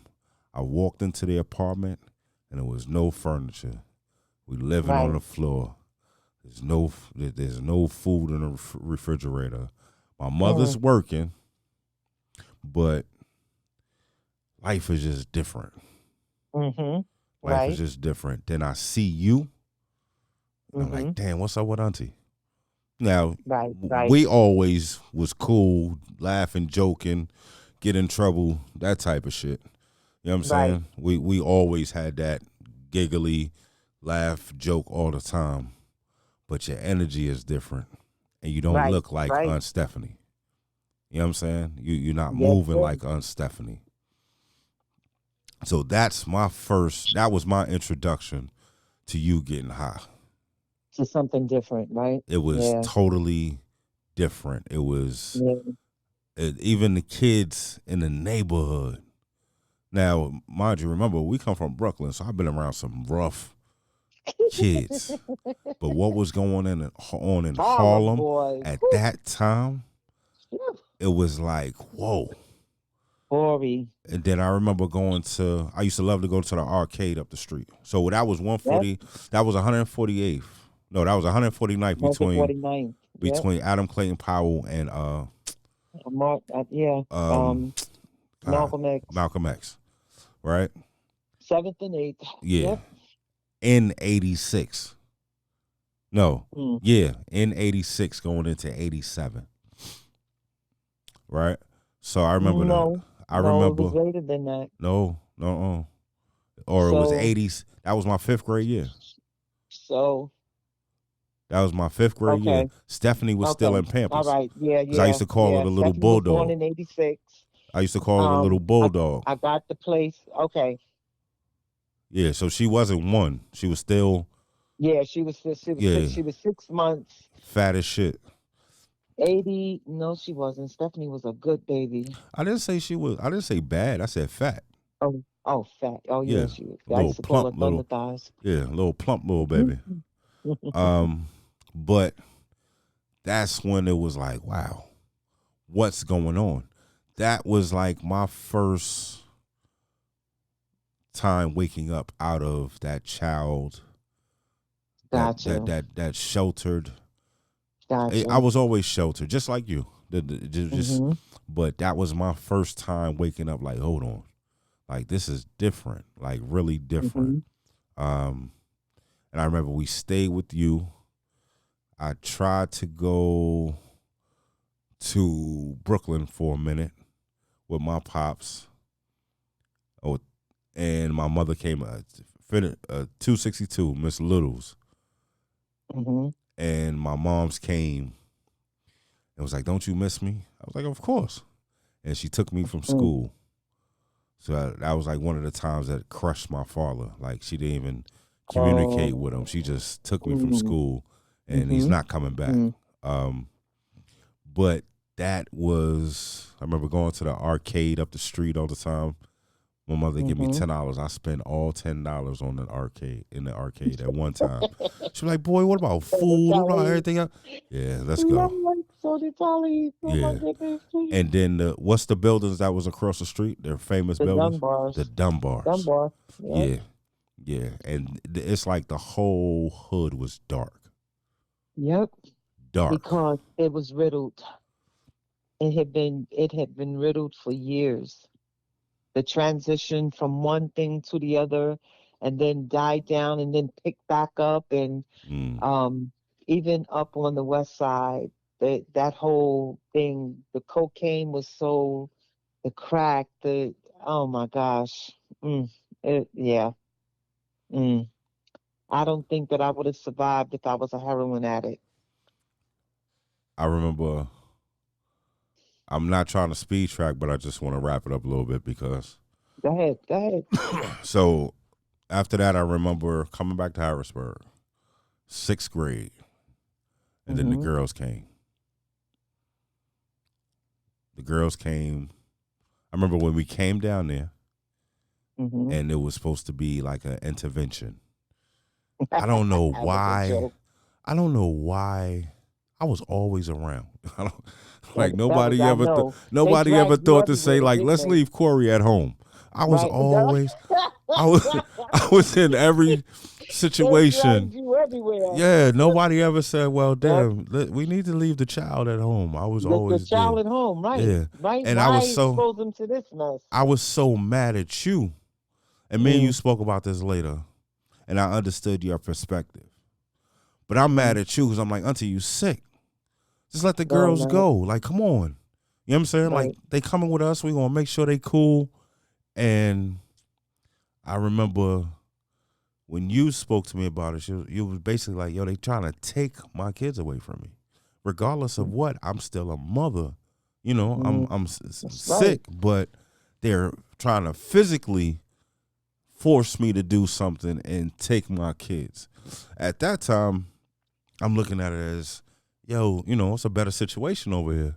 I'm not thinking about Mm, the different components, the different personalities, the different relationships between the brothers and the right. sisters. I'm just saying, Absolutely. until you sick, Right. like let's Right. go. Like we out of here. And I remember when the girls came to Harrisburg and stayed with us. Mm-hmm. I'm in middle Mm-hmm. school. And that was like So the the girls had came before y'all had came to do this so-called intervention with me because I had already recognized I need to send these because my ex-husband, what y'all didn't know, I was going that Corey, I'm a survivor, okay? mhm. I'm gonna figure it out. You hear me? I'm gonna figure it out. No, hold on, If hold on, I hold on, can't hold on, if hold I on. Wait, can't wait, do wait, wait. nothing else, I'm gonna Hold on, hold on. survive. No, I You got you. know? I got you. I got you. Hold on, hold on, Yep. hold on. Let me do what I do. Let Mm-hmm. me do what I do. And I'm trying to show the different sides of addiction and how much it affects so many people. So many people, Yeah. right? Gotcha. So Yep, the amen. girls came, and we living in Mm-hmm. McClay Street apartments. And my mother will buy them anything Right. they want. They look Right. good. You understand what I'm saying? She do Yes, their sir. hair every Absolutely. day. I'm talking about she's waking up every morning, braiding their hair, sending them to school. Right. I don't know how happy they were because they're not with mommy. So I Right. understand, you Right. understand what I'm saying? But that was the worst time of my life. I hear you. I And was like, Corey, I can dig it and I can understand it too. Mm. I don't think that I projected that on them, Mm-hmm. I don't think but so either. but that was like damn, what about me? Right. You Mm-hmm. understand what I'm saying? Like, hold Mm-hmm. on. You don't even buy me anything. Mm. They situated. Like you taking pride in making sure they look good, smell good, feel Mm. good. Like, what about me? Eh, And that's when I start realizing, yo, this what I'm going through is not normal. You know what I'm saying? How I'm Right. being That's treated right. is not Amen. normal. You understand what I'm Amen. saying? And I start seeing different things in my mother. You Right. know what I'm saying? That's when I'm going to school with coke in my pocket and I'm you know what I'm Right. saying? Like just different things. My mother's sleeping all day, or she locked in a bathroom, or she locked in a bedroom. She'll come out, make sure I eat, but I'm eating $2 worth of chicken wings. Or Right. she giving me $1.50. Used to be able to go to Chan's and get the large thing of French fries for $1.50. You know me, I love French fries. So at the time, I'm like, yeah. But now I'm getting tired of eating these chicken wings. You Right. know what I'm saying? Right. Like every day, ma. Mm-hmm. You know what I mean? So it was crazy. But I want to fast forward a little bit Mm-hmm. to when Russell brought me up to visit you in the Right. rehab. What made Right. you say this is enough? And Oh what my. gave you the strength? Because just saying, I want to stop smoking cigarettes every day. Mm-hmm. But every day I forget that yesterday I said was That that I said right. yesterday was the Amen. last day.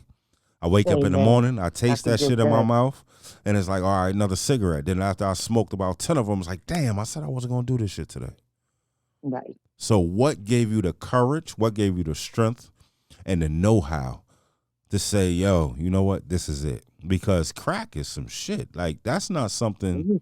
I was told my mother tried it and went cold turkey. Right. And I believe it because I know who my mother is. Like if she really don't want something, she gonna walk away from it. But Hmm. what made you what had happened in your life to where you was like, yo, this is it. I'm done. And how did you So get the strength to make it that came change? it came a point where I got tired of being sick and tired of being sick and tired Right. of being tired, you know? Mm-hmm. And I God had always put good People. people in Yeah. my Yeah. life. I You know what I'm yes, yes saying? indeed. Even the guy that I had met, I'm not dropping names on, he, I remember when I first met him and he had finally came up to my house, right? Mm-hmm. And we talked and he told me something personal. And one thing he said to me, he says, listen, um, I can be a strange person. He says, if I ever come to your house and I don't want to talk, just leave me alone. I said, ooh, okay, you got that. He says, so just let me clear my head and I'll be cool. I said, fine, perfect. And that's what he used to do. A lot of times he would come by, he'd go in the kitchen or in the bedroom, wouldn't say anything for about an hour or two, leave it at that, then come out and we cool, right? So one night he came over. I was in the kitchen. I didn't have any lights in the apartment. Had candles burning. And he set me on the table and he said, you are a unique person. And I almost fell out in tears. It was the first time in my life that anyone had ever recognized me for who I was. Mm. And Even verbally, in all of boisterous. this is going Huh? on in your addiction. I'm Yeah, sure this you're was not in the feeling your addiction. best. You're not Yeah, looking this, your best. huh? I said, I'm sure you're not feeling your best. You're not looking your best at the time. No. Right. But I'm doing my best to keep I'm still doing my best to keep things together. Mm-hmm. Still doing my best. Although I lost my lights, lost the kids, I had sent the kids away. I didn't lose them. I had sent them away. Mm-hmm. They didn't. I wasn't letting nobody take my children from me. Um, yeah, I had lost a lot of weight, but I'm still getting up and I'm making. I'm keeping my stuff as the best as I possibly can, right? Mm-hmm. And he just said, "You are a unique person." And I looked at him and I started crying. I buried my head in his chest and I just cried. He says, you have so much to give to the world. And I'm like, this man is telling me this. He's a drug dealer? Seriously? Mm-hmm. Damn. Wow.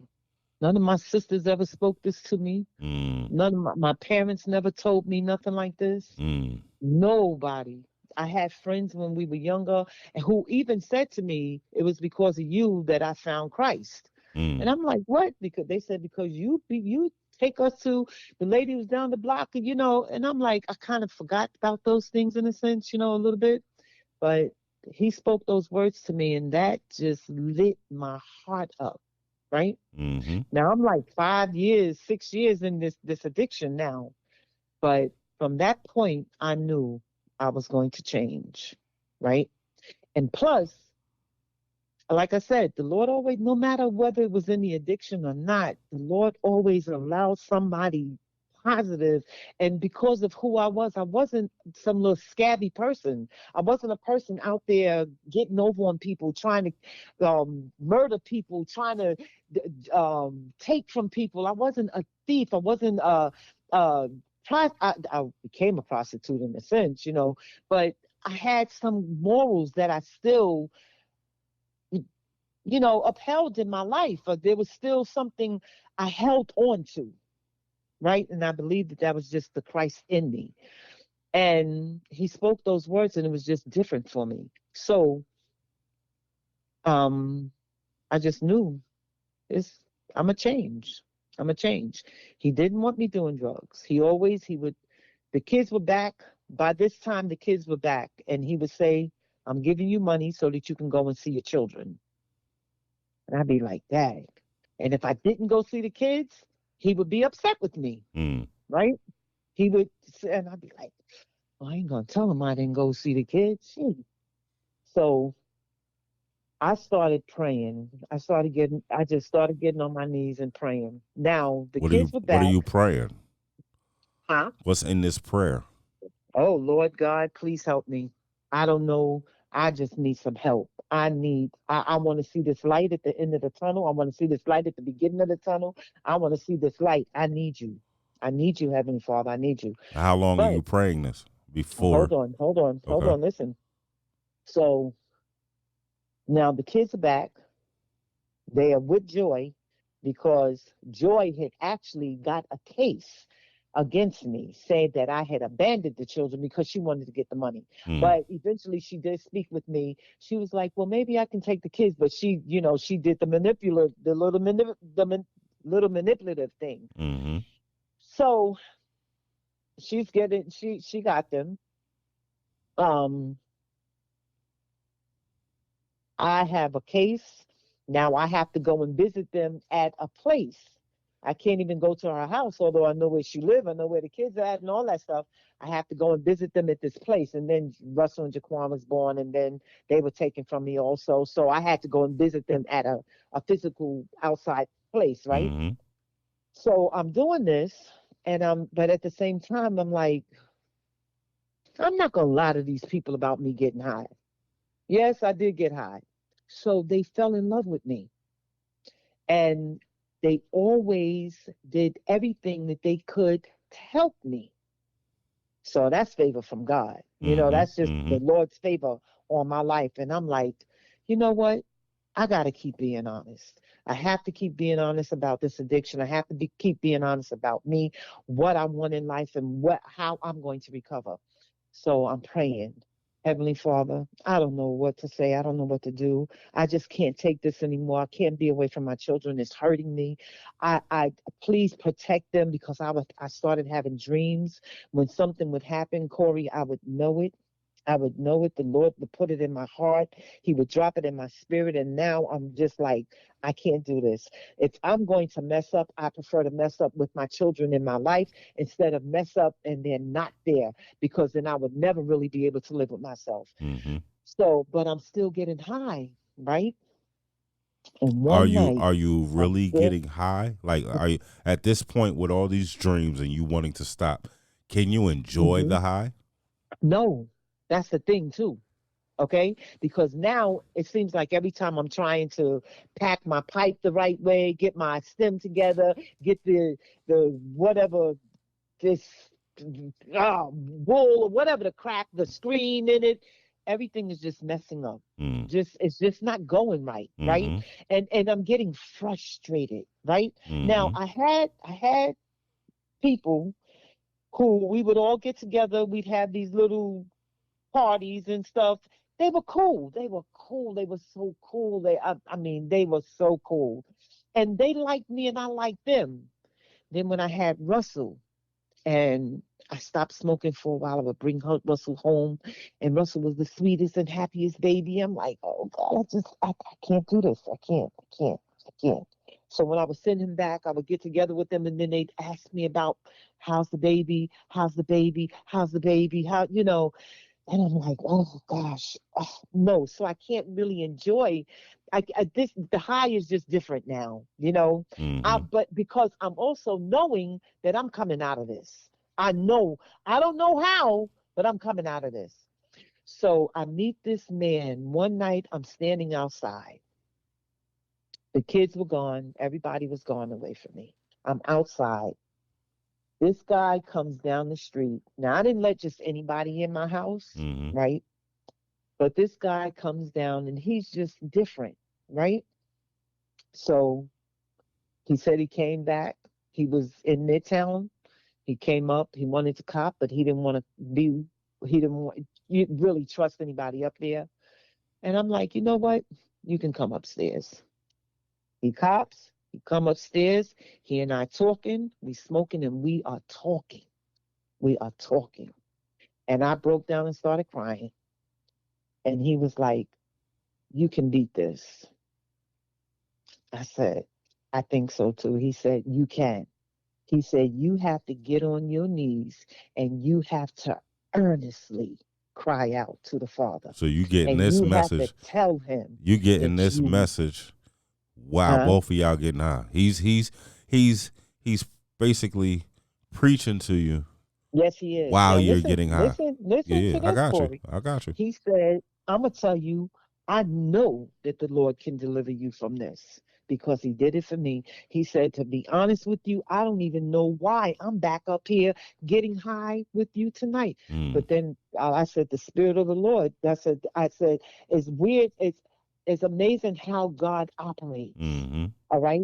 We can't tie his hands. We can't put him in a box. We can't put him in a black and white telescope. We got to see him through a kaleidoscope, as I always say, because he's multifaceted. He meets us right where we're at. He does not meet us. There's a scripture in First Corinthians that says, God will use the foolish things of this world to profound the wise, to confound the wise, because the wisdom of man, it just makes God's word of no effect. And I'm like, this is so amazing. He says, I'm telling you because he delivered me from it. He says, but I don't know why I'm back here. I said, I think you back. I think the Lord sent you back here For to you. minister to my heart because Exactly. he knew that I Exactly. needed and I wanted You because wasn't I gonna can't listen. even sleep. You wasn't gonna Huh? listen to somebody that wasn't in doing what you doing. You wasn't gonna So that believe them. You was gonna, yeah, right. all right, I hear And you. Okay, Jesus, okay. listen, that's why the Lord moves as he Mm-hmm. would move. Mm-hmm. I never, and you know what? He said that he was an actor on Broadway. Mm. I never saw this man ever again. Never saw him ever again. Mm. But Corey, from that day forth, but I had already told my casework. I said, listen, I want to stop getting high. But from that day forth, I called her like 2 or 3 days later. I said, listen, um, Miss C, I said, I need to go into a rehab. I need to go into a place. I can't do it out here because it's not helping me. It's not doing anything for me. And she made her phone calls and she finally got through the Odyssey House. She said, you have to call them Mm-hmm. every single day. And Corey, I did not miss a day except for the weekends because they were closed on the weekends. That day I got that call, they said, yes, we have a bed for you, but it's not until February 5th. You have to be here. They gave me the whole instructions. I got on the knees and I got down on my knees Oh. outside because, I ain't have no cell phone. I had to use the public phone. And I cried and I kissed the ground and I told the Lord, that's it. I know this is it. Never going back. 31 years. I celebrated 31 years on February 3rd this year.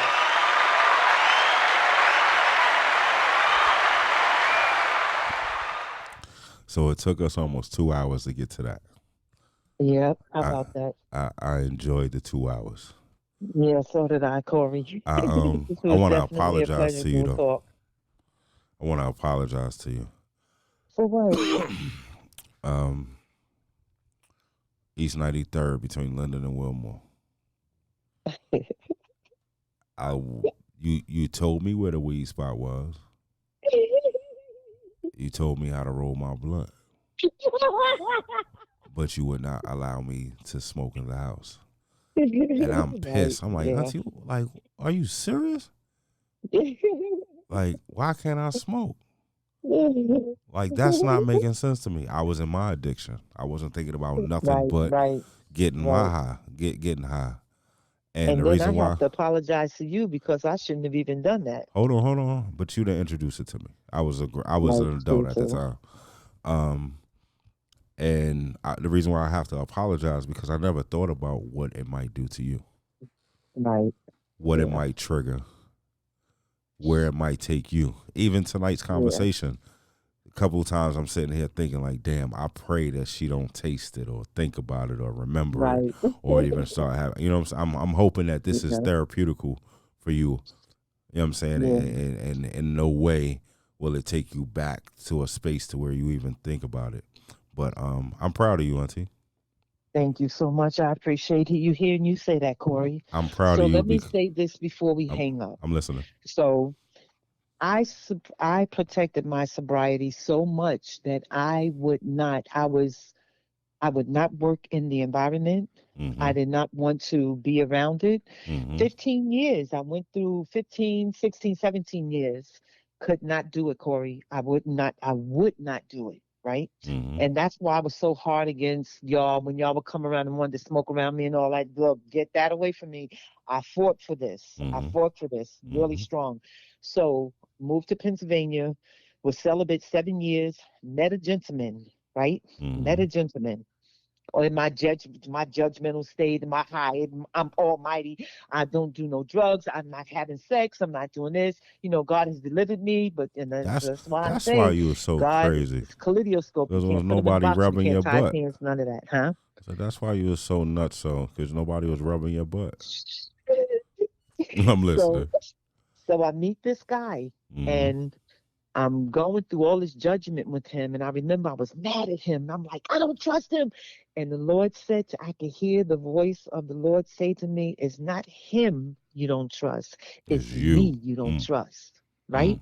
Mm-hmm. And after that, Corey, my whole life changed. Mm. Shortly after meeting him, 3 years after meeting him, I went and worked in the rehab for the first time. Mm. I went to a detox center and I fell in love with people all over again. All I can see was the heart of God in them. All I can see, all the empathy that I have for people, all the compassion, all the sympathy, all the love. I just could not. I, I didn't see no black. I didn't see no white because I was prejudiced against the whites getting all the support and getting all the care, Mm-hmm. and Mm-hmm. our black people wasn't. I didn't see none of that when I started seeing these people come in, and I'm like, okay, I know I'm healed. Mm. It's I know funny. I'm healed. I It's know I'm funny, right? delivered. I Because know beyond a shadow of a doubt. a lot of people can recite scripture, Right, but they don't have the discerning. They don't. They're not right, blessed with the right. discerning to be able to apply That's right. Amen. the wisdom or the Amen. knowledge that they get from scripture.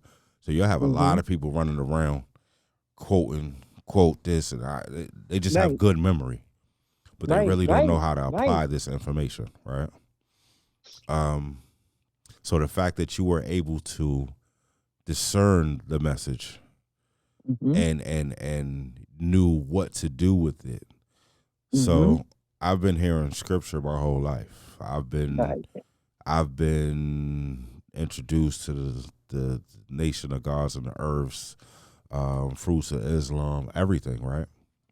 Right. Buddhism, everything, right? And it's funny because a lot of these different religions and ways of Mhm. life, I was only introduced to based on a woman falling in love with a man and that man introducing that woman. Mm. So whether it was an aunt, Mhm. whether it was my mother, you understand what I'm saying? That's Yes, how I sir. got it. So I Yes. used to always look at it like, well, if you wasn't in love with him, you wouldn't be practicing that. So why, you know what I'm Mm. saying? Why would I follow that? I'm not in love with him. And then when you was Mm. loving that one, Mm. you was saying that was Mm. right. So, Amen. right? Mhm. But Mhm. I was able to be introduced to these theories, ways of Mhm. life, and I learned how to use it, Mhm. not looking Mhm. at the Right. negative, Right. right?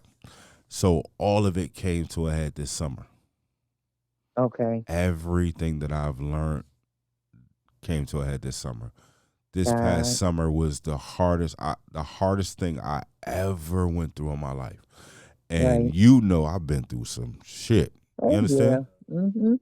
But one thing that I had to learn this summer was forgiveness. Amen. I Yes, ask Corey. I ask for Yes, forgiveness Corey. all the time. I run Because around, it used is to liberating. do a bunch of knucklehead shit and always, Lord, please forgive me. Mhm. And this Mhm. summer I Mhm. realized, how can I ask for forgiveness if And you I haven't. can't forgive? Right? Amen. But he So still forgives us, though. yeah, no But question. But he at the says same he time, tells us to take if that to the altar, though, if and I then forgive those that have done us wrong. if I can ask for forgiveness, Right? I should be able to forgive. Amen. And Amen. that was put to the ultimate Ultimate. test this That's right. summer because I think you know as well as a couple You other know I people, know. how I stressful know. my relationship Yep. was with my mother. Yep. Oh yeah. You And know I know, Corey. that Yep. relationship was stressed because of addiction. Right. Absolutely. You understand? Yes, So sir.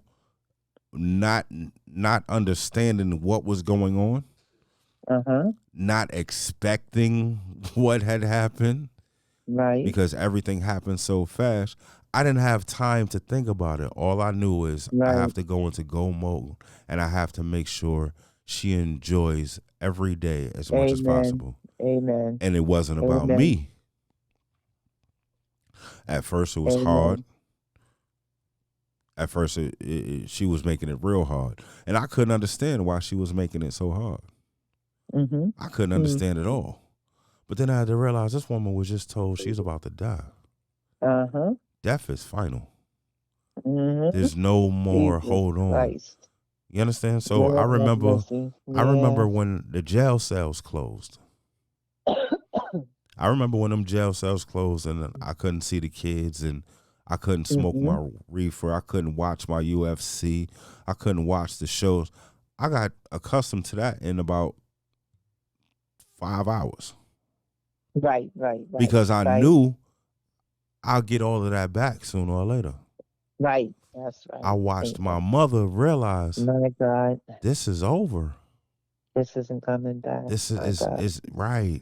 Now, Jesus she Christ. lives through Remaya, and I'm gonna tell you that. People might not want to believe me, Mm, but when my mother left her body, she went right into my youngest daughter. Lord have mercy. And I Mm, know it to be true because I've watched how they dealt with each other before my mother left, before my mother even knew she was right. sick. Okay. Them two just Imaya did anything and everything she wanted to do around my mother.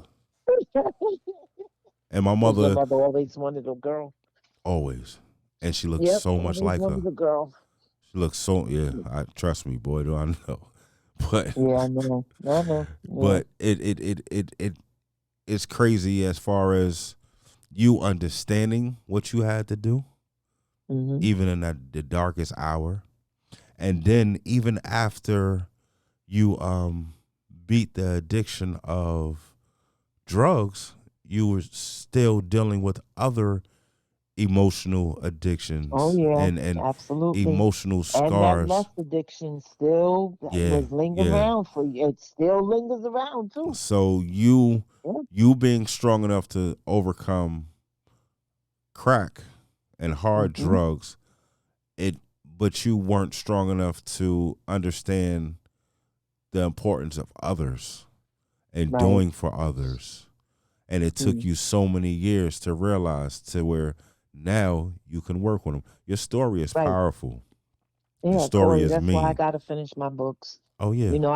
I have a heart issue, because it is a heart issue. What we harbor in our hearts is what we live out in life. Mm-hmm. You know, And in our it says minds. what Mm-hmm. it in scripture it says what's in our house, our heart overflows out of our mouth. Mm-hmm. So, and recognizing those heart issues and what you have to address so that you can surrender them and let go and be free so that you can be I lived in that state of silliness and childhoodness because I never had it.